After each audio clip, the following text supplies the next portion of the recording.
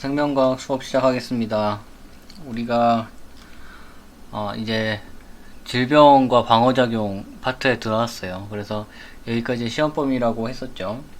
우리가 공통적으로 이제 여기부터 시작하면 되는데, 병원체 5가지는 우리가 단순히 외워야 된다고 얘기를 했었어요. 그래서 뭐 다시 잠깐 보면 뭐 세균이나 바이러스나 뭐 원생생물, 이 세균은 원핵이고 뭐 모양에 따라 나눌 수도 있고, 예시를 보고 우리가 특성을 볼 때 뭐 단세포다, 원핵이다, 그리고 얘네들은 생물이죠. 그럼 생명체죠, 생명체. 그럼 생명체의 특성도 당연히 갖고 있을 거예요. 그리고 치료제가 다 달랐어요. 이런 것들 차이를 이제 이렇게 볼 수 있으면 됩니다. 선생님이 늘 얘기하지만 생물은 비교하는 학문이에요. 비교하는 학문. 그래서 얘네들을 단순히 이제 세균이 어떤 건지 알고, 바이러스가 어떤 건지 알고 해서 끝나지 않고 꼭 비교를 꼭 합니다. 그 부분을 잘 알길 바라고. 우리 질병 구분은 너무 쉽다. 그래서 질병은 감염되는 거와 감염이 안 되는 애로 나눌 수 있다. 왜냐면 우리 다 아프면 다 질병이잖아. 아프면 다 질병이죠. 이 질병이라는 게 결국 우리가 바로 전에 했던 항상성이 깨지는 것, 항상성 깨지는 것을 이제 병이라고 해요, 우리가.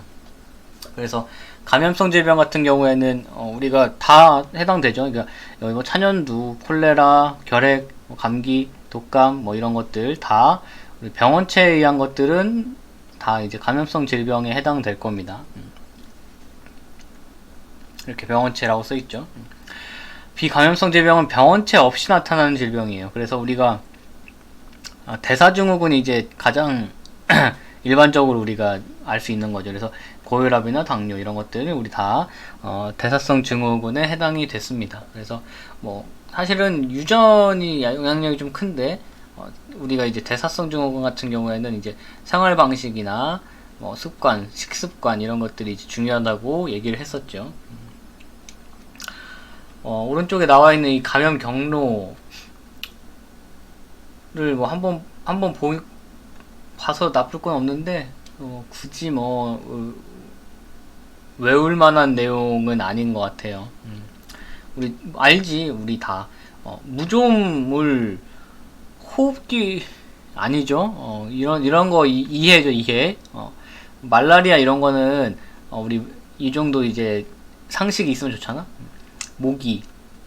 모기가 옮기는 거, 모기가 옮기는 거죠. 그러니까 매개 곤충이고, 수면병 얘기할 때 이제 뭐 영어라서 뭐 채채파리, 째째파리 뭐 이렇게 하는데, 파리에 의해서 이제 수면병이 옮겨지고 그래요. 우리나라에 없죠, 수면병. 말라리아는 우리나라에 좀 있습니다.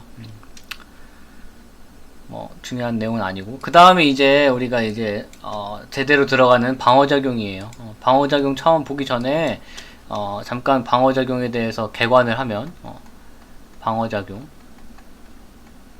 방어작용을 나누면 1차 방어작용하고 2차 방어작용으로 나눌 수가 있습니다. 1차 방어작용은 다시 1차 면역, 뭐 작용, 반응, 이렇게 2차 면역, 이렇게 나눌 수 있습니다. 사실 우리가 단순히 생각을 하면 우리 몸이 이렇게 있어요. 아주 잘 그리는 몸이지. 그럼 여기 병원체가 이렇게 있을 거예요. 이야, 요새 뭐 코로나 생각도 하기 싫다. 이 병원체가 이렇게 있습니다. 그러면 병원체에 내가 감염이 됐다고 합시다. 그러면 병원체에 감염되려면 어떻게 돼야 되죠? 뭐 어떻게 돼? 그냥 감염되는 거지. 이렇게 다들 생각하고 있죠. 웃고 있었는데, 이 병원체에 감염되기 위해서는 우리 몸 안으로 들어와야 돼요. 우리 몸 안으로 들어온다.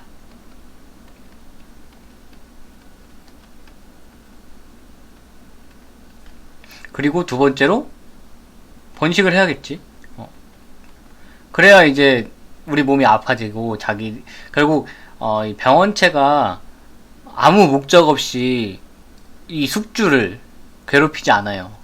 어, 바이러스도 그렇고 세균도 그렇고 다 감염되고 이런 이유가 어, 자기가 살려고 하는 거예요. 자기가 번식하기 위해서, 자기가 결국 생식하기 위해서 생식 도구, 바이러스 같은 경우에는 생식 도구를 쓰기 위해서 이제 감염이 되는 거고, 뭐 세균도 똑같고요. 세균도 이제 더 행복한 상태로 되기 위해서 여기 우리 몸 안에 들어오면 니네가 맨날 점심도 잘 먹고 저녁도 먹고 뭐 간식도 먹고 하니까 얼마나 행복해. 이 두 가지에 결국 두 가지. 그러면 반대로 우리 내 입장이야. 내 입장에서 면역을 하고 싶어. 그럼 어떻게 해야 돼요? 몸 안에 들어오는 걸 막으면 되고, 두 번째로 번식을 막으면 돼요. 이게 우리의 면역 시스템입니다. 우리의 면역 시스템 말고도 모든 식물도 그렇고요. 모든 면역 시스템은 결국 이 두 가지를 막을 수 있냐 없냐의 싸움으로 가는 거예요. 그래서 이 1번에 해당하는 게 1차 방어작용이고 2번에 해당되는 게 2차 방어작용입니다. 뭐 1차 면역, 2차 면역은 이제 뒤에서 할 거고요. 그래서 1차 면역작용 같은 경우에는 이제 다시 내용을 보면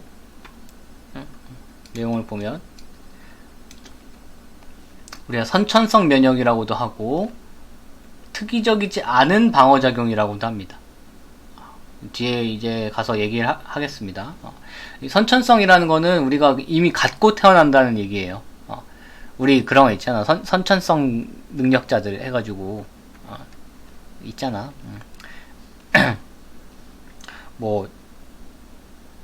뭐지? 엑스맨인가? 뭐 하여튼 그래요. 빨리 하자고. 1차 방어작용의 특징, 병원체 종류나 감염 경험의 유무와 관계없이 감염 발생 시 신속하게 반응이 일어난다. 이 1차 방어작용은 우리가 몸 안에 못 들어오게 하는 거다. 이 비특이적 방어, 1차 방어작용 다 같은 말이에요. 다 우리는 같은 말로 씁니다. 같은 말로 비특이적 방어, 1차 방어작용은 선천적인 것이다. 여러 병원체 종류와 상관없이 동일한 방식이 일어난다. 여러 병원체의 종류와 관계없이 이 얘기가 특이적이지가 않다. 비특이적이다. 이런 이야기예요. 그러면 우리가 이제 여기서 계속 얘기하죠. 생물은 비교. 1차 방어작용이 선천성이고 비특이적이야. 그러면 2차 방어작용은 그렇죠. 후천성이고 특이적 방어작용이다. 이렇게 예상을 해볼 수 있습니다. 1차 방어작용의 이제 종류, 다 이거 우리 뭐 하는 거다?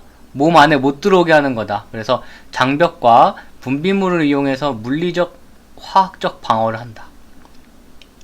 그래서 방어하는 것들이 여러 가지가 있어요. 피부, 점막, 분비액, 뭐 대장 내 미생물, 뭐 이런 거. 그래서 피부 같은 경우에 피부는 병원체가 침투하지 못하게 하는 물리적 장벽을 한다.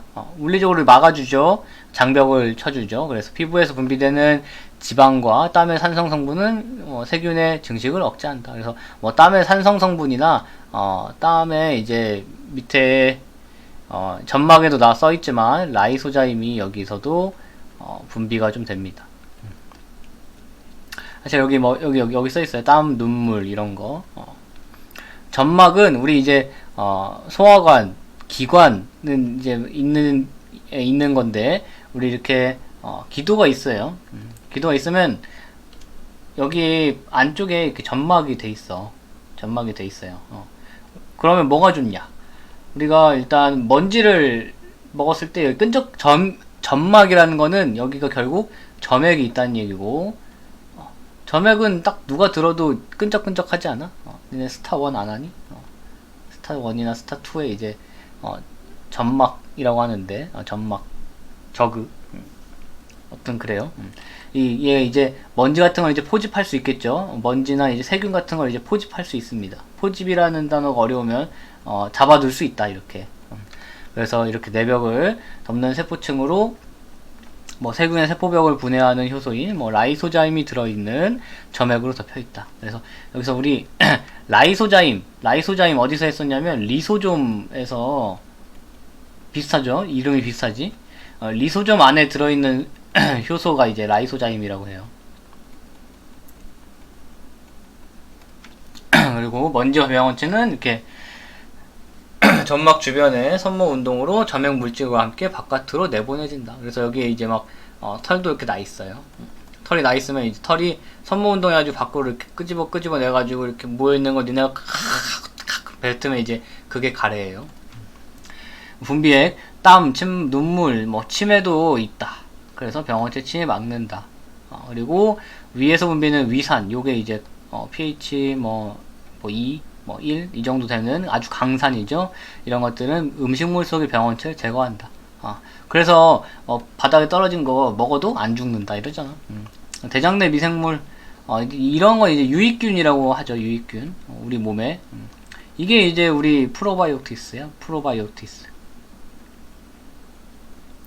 몰라도 됩니다. 그래서 이 대장 내 미생물도 방어작용을 할 수 있다. 이 가장 이게 네 가지의 이제 개관이고요. 이렇게 밑에 이제 나와 있는 내부 방어는 피부를 뚫고 들어온 거예요. 이렇게 피부 표면이 있는데 상처가 나가지고 가시에 세균이 붙어 있었던 거야. 그래서 여기 세균이 들어왔습니다. 그러면은 이제 아직까지도 1차 방어냐? 1차 방어예요. 1차 방어. 식세포 작용에서 식균 작용이라고 하는데 이렇게 1차 방어 작용은 우리 비특이적이라고 했어요. 비특이적. 특이적이지 않다. 특이적이지 않다라는 얘기는 누가 들어오든지 상관없이 똑같이 반응한다는 얘기예요. 세균이 종류가 엄청 많잖아요. 그 중에 누가 들어와도 똑같이 반응하는 거야. 그러면 세균이 들어왔어요. 그러면 얘네들이 이제 매뉴얼이 있겠지. 시스템이. 처음에 들어오면 이제 여기 조직에서 병원체 때문에 주변에 있는 이제 주변에 계속 혈관이 있을 테니까 혈관에서 인지를 합니다. 이 주변 조직 세포에서 이제 여기 불났어요. 불이야 할 거 아니야. 불이야 하면은 이제 그 불이야라는 신호가 이제 히스타민이라고 볼 수 있는데 뭐 히스타민 말고도 다른 신호 분자들이 많아요. 우리는 히스타민만 합니다. 가장 일반적으로. 그럼 얘네들이 신호를 보내면 지나가던 백혈구가 이 백혈구는 여기 나와 있는 호중구예요. 호중성 백혈구. 호중구. 우리가 백혈구 종류가 많아요. 사실 뭐 백혈구의 종류.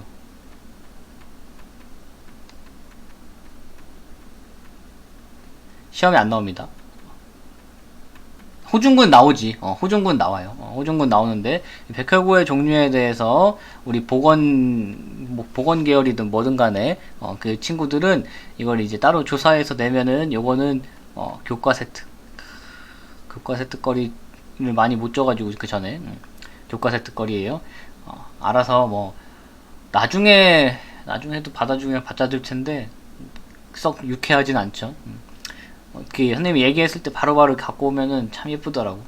뭐 어쨌든 이렇게 호중구가 달려갑니다. 달려가요. 이 백혈구는 적혈구보다 훨씬 크죠. 훨씬 커가지고 원래는 모세혈관에 이 내피세포를 투과를 못해요. 투과를 못해. 막혀 있으니까 못하는데 이 히스타민 때문에 히스타민이 여기 좀 느슨하게 해줘요. 그러면 지나갈 수 있게 해준다. 그래서 이 호중구하고 이 대식이 중요하지. 대식세포. 이 대식세포는 미생물들의 공통으로 존재하는 특정 부위를 감지해서 병원체를 세포 내부로 끌어들여 분해한다. 그래서 이러한 이제 이런 식세포 작용을 얘네들이 담당을 하는 거예요. 우리가 직접적으로 세균이 들어오면 이 세균을 먹는 거지. 이 세균을 먹어주는 애가 호중구와 대식세포다. 얘네들이 이제 가장 1차적으로 이제 가서 작용하는 애라고 생각하면 돼요. 염증 반응은 피부나 점막이 손상되어서 병원체가 몸으로 침입하면은 열, 부어오름, 붉어짐, 통증이 나타나는 염증 반응이 일어난다. 그래서 여기 뭐 염증 났다 많이 하죠. 그 염증이 이 염증이에요. 그래서 이제 발열, 열이 난다고. 그리고 붉어짐, 발적, 그리고 통증. 이렇게 크게 이제 대표적인 이 세 가지의 특성을 보이게 됩니다. 이 염증 반응을 통해 대부분 병원체는 병을 일으키지 않고 제거되게 됩니다. 제거되지 않으면 염증 반응이 심해져서 이제 약 먹어야겠지. 약 먹으면 돼요. 히스타민 분비. 피부가 이제 손상되어서 병원체 들어오면 조직세포나 또는 거기에 있던 비만세포에서 히스타민을 분비한다. 그래서 이 비만세포도 백혈구의 일종입니다. 백혈구의 종류 중에 비만세포라는 게 있어요. 비만세포. 그 우리가 알고 있는 그 과도비만의 그 비만이 아니야. 그거 아닙니다. 비만세포에서 히스타민 분비한다. 그래서 히스타민 중요하고, 그러면 이 히스타민이 모세혈관을 확장시켜줘요. 아까 얘기했듯이 백혈구가 조직까지 나가야 돼. 혈관 안에 있는 백혈구가 조직 세포로 가야 되기 때문에 투과성이 증가되게 된다. 그래서 혈관벽에 투과성이 증가된다. 그러면 이제 피가 같이 적혈구가 같이 나가겠죠. 어느 정도. 그러니까 이제 빨갛게 부어오르고, 그리고 모세혈관이 확장됐으면 그만큼 그곳의 혈류량이 증가하겠죠. 그러니까 이제 부어오름, 붉어짐. 그리고 피는 우리 뭐다? 따뜻한 물이다. 따뜻한 물. 내 체온이야. 체온. 피는 곧 내 체온이라서 결국 여기에 이제 열이 나고 이러한 특성을 보이게 되는 겁니다. 백혈구 가서 거기 있는 세균 먹으면 끝입니다. 그래서 요 크게 세 단계. 여기 염증 반응이 되게 중요해요. 1차 방어작용에서 사실 시험 문제에 나올 만한 내용은 위에 이제 네 가지 정도, 그리고 여기서 이제 염증 반응에서 이제 순서 당연히 중요하겠죠. 순서 중요하고, 또 여기서 분비하는 물질, 그리고 이동하는 아이들, 뭐 이런 것들이 이제 중요할 수 있습니다. 고름 이런 거는 뭐 그냥 상식적으로 보세요. 이렇게 하면은 1차 방어작용이 끝이 납니다. 간단하죠. 그 다음에 이제 2차 방어작용에 들어가야 돼요. 2차 방어작용은 뭐라고 했죠? 방금 번식 막는 거다. 번식 막는다는 얘기는 뭐냐면 가만히 냅두면 얘는 둘이 됩니다. 바이러스는 수십만 개가 됩니다.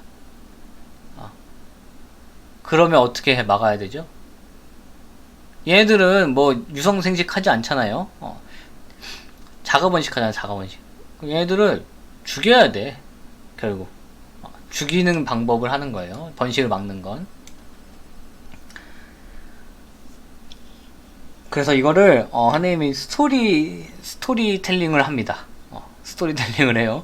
이걸 작년에 했는데 생각보다 재밌는데, 이게 사실 이거는 실제로 오프라인에서 수업을 들어야 좀 재밌는데, 재미는 있는데 기억을 잘 못해요. 그러니까 기억이 안 나면 여러 번 들으세요. 온라인의 장점.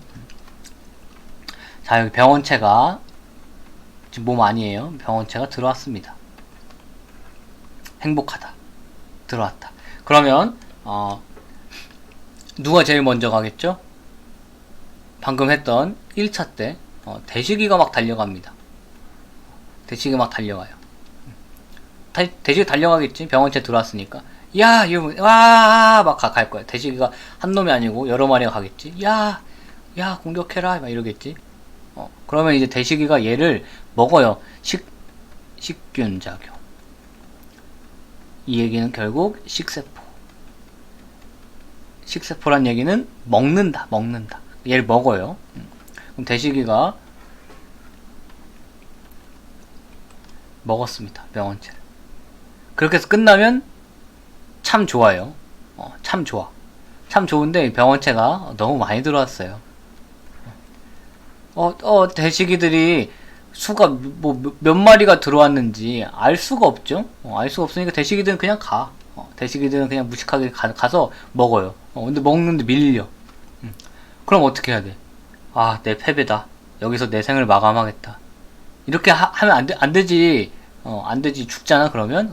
그러니까 대시기가 막 도망갑니다. 도망가서 대시기가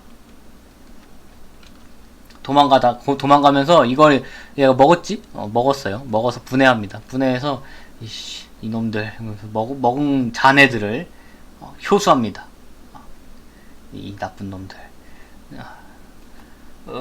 막 피를 뚝뚝 흘리면서 가겠죠. 이렇게 피를 뚝뚝 흘리면서 대시기가 그러면은 여기에 대시기에 큰 형들이 있어요. 큰 형 중에 가장 이제 친한 형이 있어. 그 가장 친한 형이 딱 들어도 좀 시다처럼 이름이 써 있어요. 보조 T세포 형이 있습니다. 보조 T세포 딱 누가 들어도 보조하잖아. 그러니까 이 대시기 같은 이 천병의 말을 잘 들어줘요. 대시기가 이제 가서 형한테 이르는 거야. 형, 저 이거 얘네들 들어왔어요. 제가 갔는데 안 돼요. 안 돼요, 형. 어떡하죠? 그러면 보조 T세포 형이 뭐? 그럼 어떻게 된 거야, 다 죽은 거야? 대시기들 다 어디 있어? 그럼 이 대시기들이 막 여기서 막 피 뚝뚝 흘리면서 오겠죠. 이러면서 막 올 거 아니야. 그럼 이 형이 빡칩니다. 이러니 빡쳐. 빡치는 게 이제 우리 과학적 용어로 활성이라고 하죠. 활성화돼서 이 활성화된 이 보조 T세포 형이 멋지게 칼을 빼들어가지고 병원체를 다 씹어 삼켜야 되는데 이 형은 어디까지나 보조하는 역할밖에 못해요. 그래서 이씨 안 되겠구만 화를 막 내면서 저기 형들 일어나 주세요. 세포 독성 T세포 그리고 B세포 이 두 형들을 깨워요. 이 두 형들 한 형만 깨워도 충분한데 두 형을 깨우는 이유는 이 두 형이 살인 방법이 좀 달라요. 이 세포독성 이 세포독성 T세포형은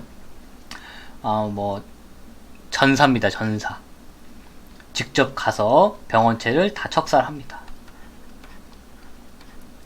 근데 B세포형은 좀 달라요. B세포형은 직접 가서 죽이지 않고 거의 원거리 광역딜을 넣어요. 광역딜을 넣어서 이 형은 또 변합니다.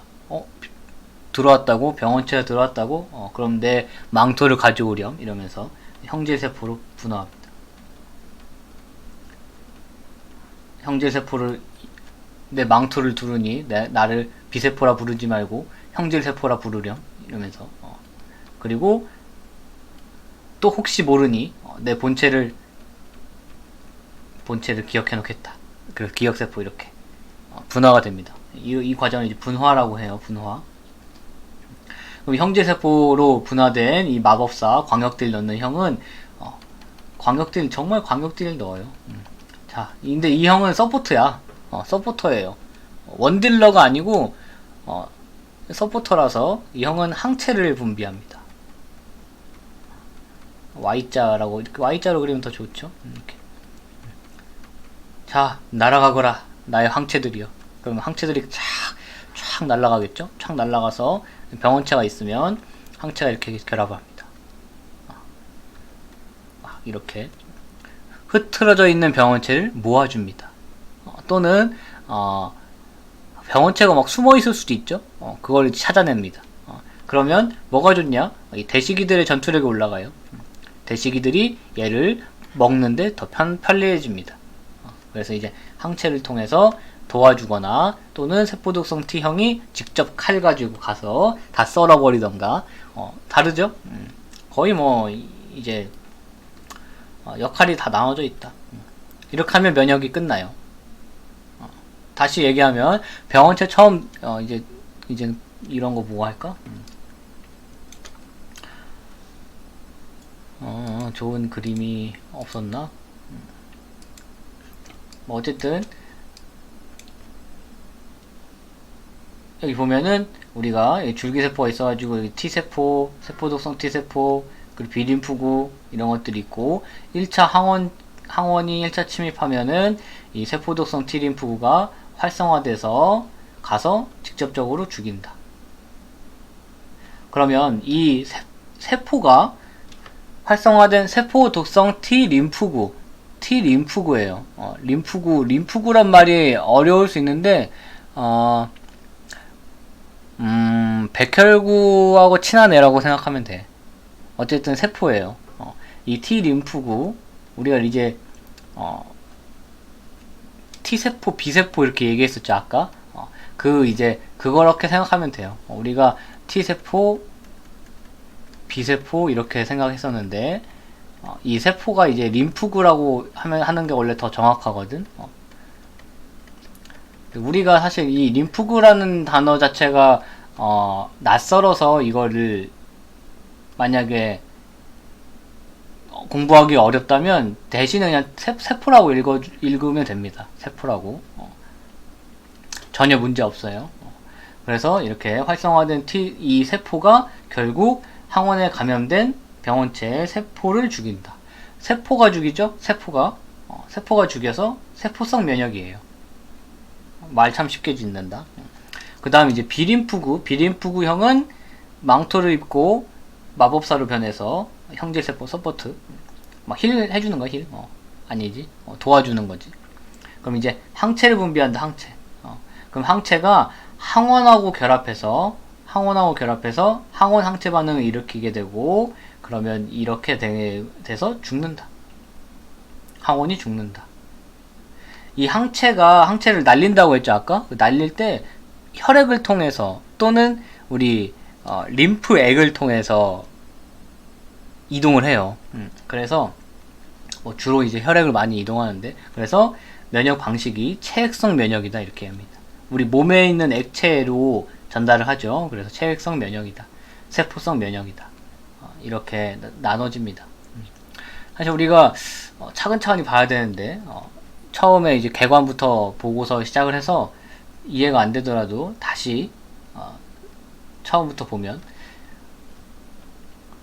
2차 방어작용은 특이적 방어작용이다. 그래서 병원체가 체내로 침입하면 병원체 종류 인식하고 병원체에 따라 다르게 반응하는 면역을 이 후천성 면역 또는 2차 방어작용이라고 한다. 그래서 이 병원체의 특정 부위를 감지해서 그 병원체만을 제거하기 때문에 특이적 방어작용이다. 그래서 대시기가 하던 그런 비특이적 방어작용하고는 질적으로 많이 차이가 나죠. 2차 방어의 종류에는 세포성 면역과 체액성 면역으로 나눠진다. 그래서 이 세포성 면역은 항원을 인식해서 활성화된 보조 T림프구는 세포독성 T림프구를 활성화시키며 활성화된 세포독성 T림프구가 병원체에 감염된 세포를 가수분해시킨다. 그래서 여기서 써있는 이 가수분해시킨다 요거는 이제 지워도 됩니다. 그냥 감염된 세포를 죽인다. 우린 더 잔인하게 죽인다. 죽인다라는 단어가 조금 과학적이지 않은데요. 이러면 사멸시킨다. 이게 좀 더 과학적인데 뭐 죽인다라고 하면 되죠 뭐. 체액성 면역은 비림프구가 항체를 뿌려가지고 항체가 항원하고 결합해서 더 효율적으로 항원을 제거한다. 직접적으로 항원을 제거하진 못해요. 서포트라고 해 서포트. 여기에서 1차 면역 반응과 2차 면역 반응으로 나눠집니다. 1차 면역 반응은 항원에 1차 침입할 때 보조 T림프구의 도움을 받은 B림프구가 기억세포와 형제세포를 분화하며 형제세포는 항체를 생산한다. 2차 면역 반응은 동일 항원이 다시 침입했을 때 그 항원에 대한 기억세포가 빠르게 분화해서 다시 기억세포와 형제세포를 만들며 형제세포가 항체를 생산한다. 그래서 기억세포는 다음에 이놈들이 또 들어왔을 때 빠르게 항체를 만들기 위해서 기억을 하는 겁니다.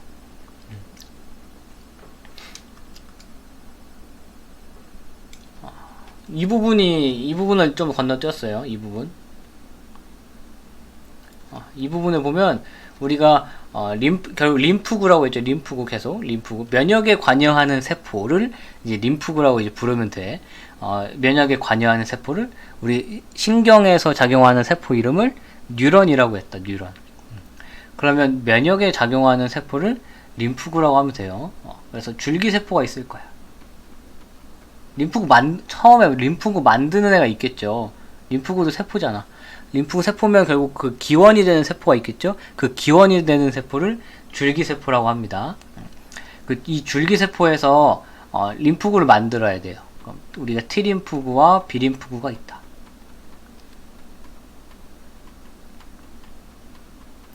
그러면 처음에 이 비림프구는 어디에 있냐면 골수에 있어요. 골수에서 계속 분화돼서 계속 있는 애가 비림프구야. 이 비림프구의 이 비가, 골수가 영어로 뭔지 알아요?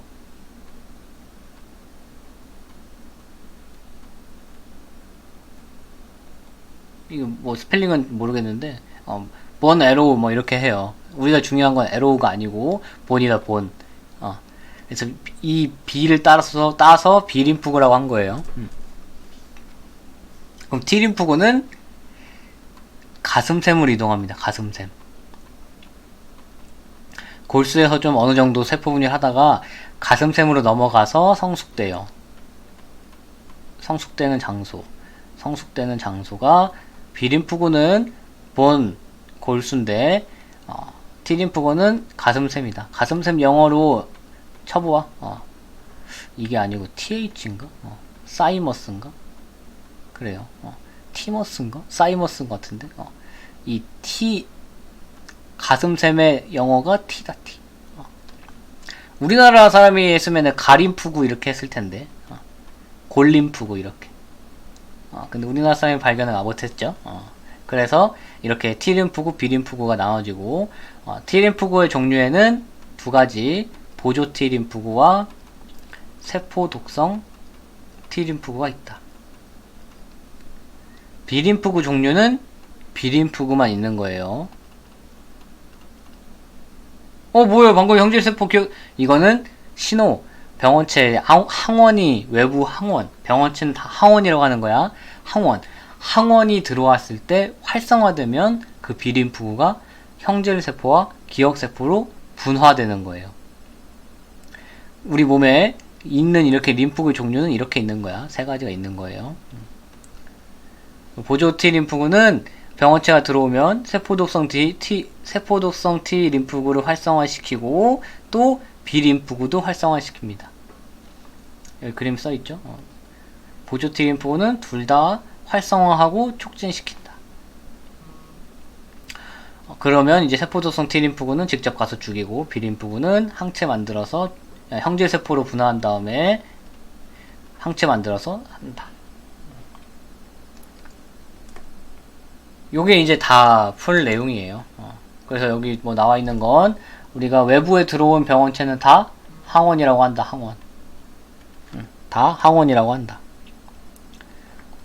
그래서 여기 항원에 결합하는 물질을 항체라고 한다. 정의가 되게 쉬워. 정의가 되게 발로 지었어요. 항원의 정의는 항체에 결합하는 외부 물질. 항체의 정의는 외부 항원에 결합하는 물질. 닭이 먼저냐? 달걀이 먼저냐? 이런 느낌이죠. 항원과 항체 반응이다. 항체는 독특한 항원 결합 부위를 가지기 때문에 특정 항원에만 결합할 수 있다. 선생님이 이렇게 Y자로 그랬었죠. 이렇게. 이게 이제 진짜 항체의 대표적인 항체의 구조예요. 이렇게. 대표적 항체 구조인데 이 부분에 이제 이렇게 항원이 빨간색으로 그릴까요? 항원이 이렇게 결합을 할 거예요. 그러면 이 결합 부위가 바뀌면 결합할 수 있는 병원체 항원의 종류도 바뀔 수 있다. 그래서 특정 항원에만 결합할 수 있다. 그래서 이렇게 특정 항원에만 결합할 수 있는 걸 특이성이라고 하겠다. 특이성. 항체 작용, 아까 선생님이 얘기했지만 서포트라고 해서 서포트. 그래서 뭐 항체가 항원하고 결합하면 독성이 중화되거나 또는 응집시켜가지고 대식이들이 더 잘 먹게 하던가 또는 침전을 유도하던가 이런 것들이 이제 식세포 작용을 촉진시킨다. 여기 좀 어려운 얘기가 나왔는데 그냥 한번 읽고 넘어가자고. 뭐 조금 살짝쿵 나는 선생님은 지우고 싶어요 사실. 여기까지 해야 되나 싶긴 해요. 교육과정상 이게 없을 텐데 EBS는 왜 이걸 넣어놨나 싶기도 하고, 보체 단백질을 활성화시키기도 한다. 이런 보체 단백질 활성화시키면, 이 보체가 원래는 이렇게 단백질이 있어요. 단백질이 있는데, 얘네들을 활성화시키면 얘네가, 이런 병원체 세포막에 박혀서, 얘네들이, 그러니까 따로 다 돼 있는데, 모여라 해가지고 이렇게 조립이 되는 거야. 조립이 되면 이렇게 원통 모양으로 조립이 돼요. 원통 모양으로 조립되면 구멍을 뻥 뚫는 효과가 있겠죠. 구멍을 뽕 뚫으면 그러면 갑자기 얘가 압력이 달라지죠. 그리고 이온 농도가 달라지죠. 삼투압에서 막 터지거나 막 이렇게 해서 펑펑펑펑 막 터지는 거예요.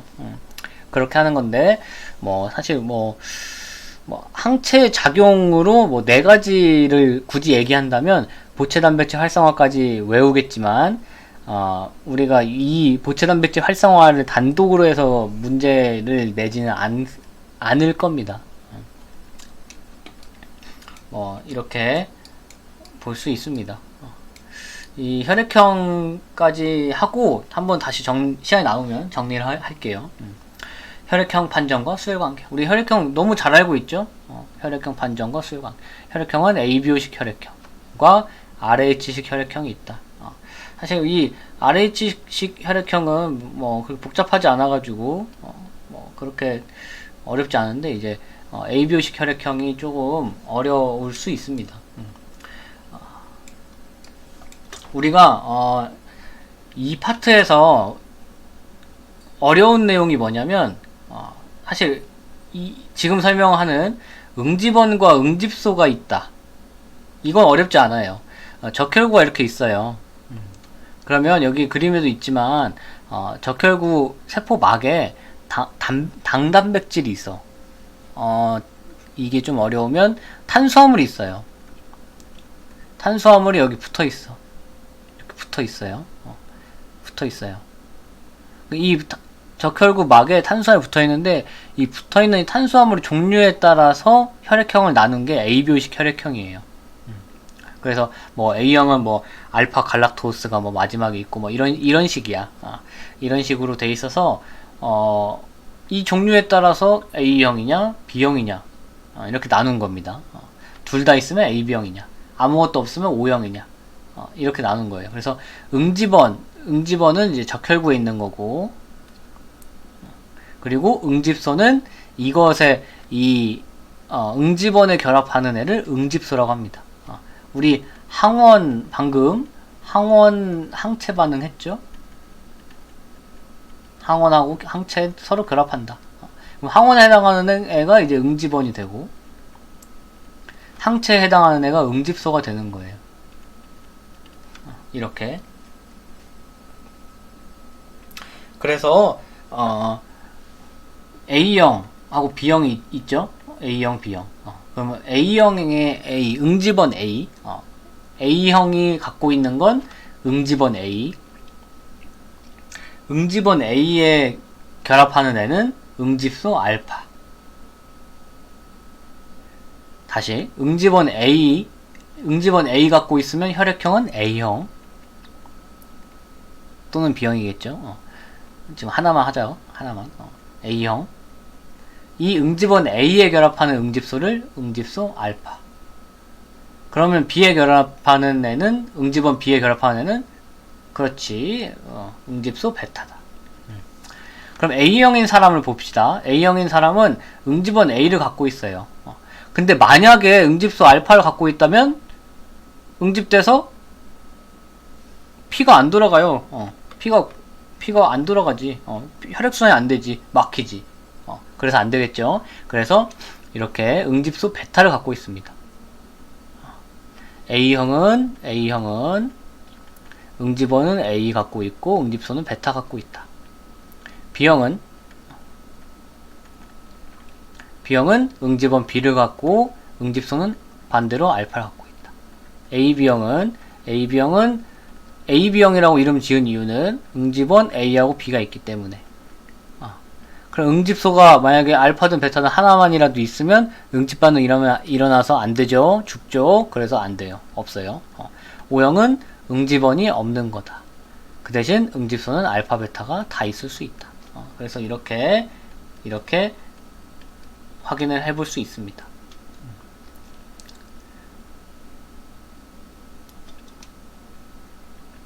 이 수혈관계도 보면 재밌죠. 이렇게 여기 보면은 소량이냐 다량이냐 당연히 같은 혈액형끼리는 아무 문제 없이 다량을 수혈할 수 있습니다. 그러나 이제 우리 그런 얘기 많이 했죠. O형은 뭐 다 수혈을 해줄 수 있어가지고 뭐 중요하고, 근데 결국 O형은 뭘 갖고 있죠? 응집소 알파하고 베타를 갖고 있어요. 그래서 우리가 이제 그 생각 할 거야. 선생님, 왜 O형은 응집소 알파하고 베타 다 갖고 있는데 A형이나 B형이나 AB형한테 주면 안 되는 거 아니에요? 뭐 이렇게 궁금할 수 있는데, 소량이면은 가능하다. 소량. 그리고 사실 우리 기술력이 응집소 정도는 걸를 수 있어요. 뭐 그렇게 실제로 그렇게 하는지는 모르겠어. 그렇게 하는지는 모르겠는데 돈이 드는 얘기라서 그렇게 하는지는 모르겠지만 뭐 불가능하지 않아요. 그래서 우리가 이미 알고 있던 대로 O형은 다 줄 수 있다. 이렇게 생각을 하면 되겠습니다. 사실 이게 어려운 게 아니에요. 이게 어려운 게 아니고, 우리가 어려운 건 이 응집 반응에서 나오는 애입니다. 응집 반응에서 나오는 애. 우리가 이제 혈청이 항 A 혈청과 항 B 혈청이 있어요. 이 항이란 얘기는 대항한다는 얘기야. 안티란 얘기예요. 대항하다. 그래서 항 A 혈청은 A형에 대항하는 혈청이다. 우리 혈청이라는 단어도 모를 수 있죠. 우리가 이렇게 P를 여기 담았어요. 그러고서 원심 분리를 해. 그러면 이게 층이 생겨요. 이렇게. 아래는 적혈구, 백혈구, 혈소판이 있는 혈구가 되고, 위에는 혈장이 됩니다. 이거 이제 순환계 쪽에서 했죠. 아마도. 이 혈장이 굳으면 혈청이 됩니다. 조금 이제 응고되면 그걸 이제 혈청이라고 그래요. 그럼 결국 우리 응집소 항체는 어디에 있다? 혈장에 있다. 그럼 결국 혈청에 있다. 그래서 이 혈청은 응집소를 얘기하는 거예요. 그러면 A형에 대항하는 응집소, A형에 대항하는 응집소는 베타다. 아니요, 미안. 알파다. A형에 대항하는 혈청이면 응집소 알파가 있는 거예요. 그래서 항 A 혈청에는 응집소 알파가 있다. 항 B 혈청에는 응집소 베타가 있다. 보자. 그러면 A형 응집소 알파와 이제 응집되면 O, 응집 안 되면 X. A형은 응집원 A 있죠. 그래서 응집 일어난다. B형은 없다.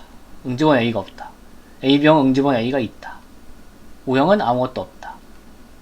이것도 아무것도 없다.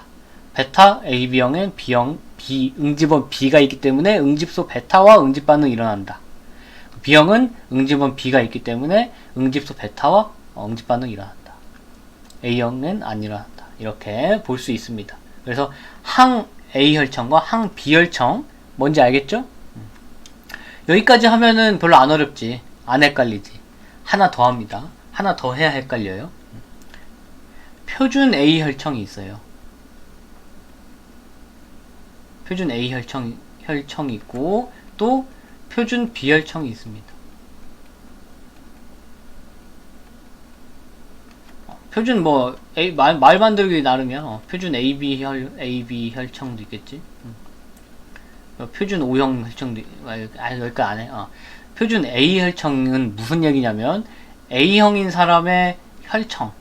표준이란 얘기는 A형도 미친놈하고 막 여러가지 이상한 놈들 많을 거 아니야? 그거 말고 가장 표준적인, 가장 일반적인 A형의 혈청에는 응집소 뭐가 있다?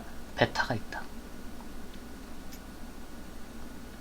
표준 B혈청은 응집소 알파가 있다. 그래서 요거 구분 꼭 해야 된다. 요거 구분을 할 수 있어야 이런 자료가 나오게 되면 이 자료를 해석할 수 있다. 이 자료를 해석할 수 있다.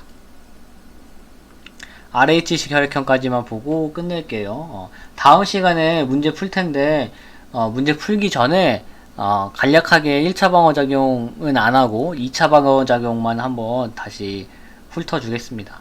조금 개념 형성 단계에서 처음에 형성 잘해야 돼요. 이거 단순히 외우면 바로 다 까먹어요. 근데 절대 어렵지 않습니다. 절대. 일단 뭐 끝나고 얘기하자고.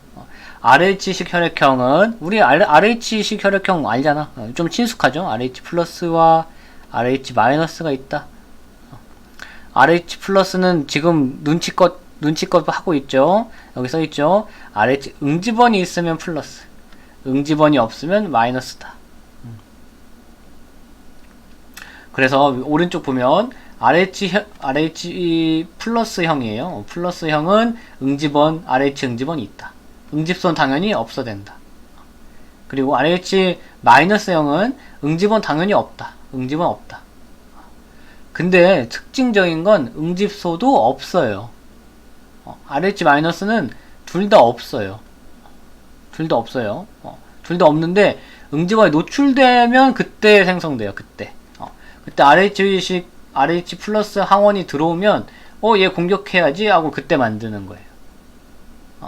이 항체가 뭐라고? 응집소라고. 응집소.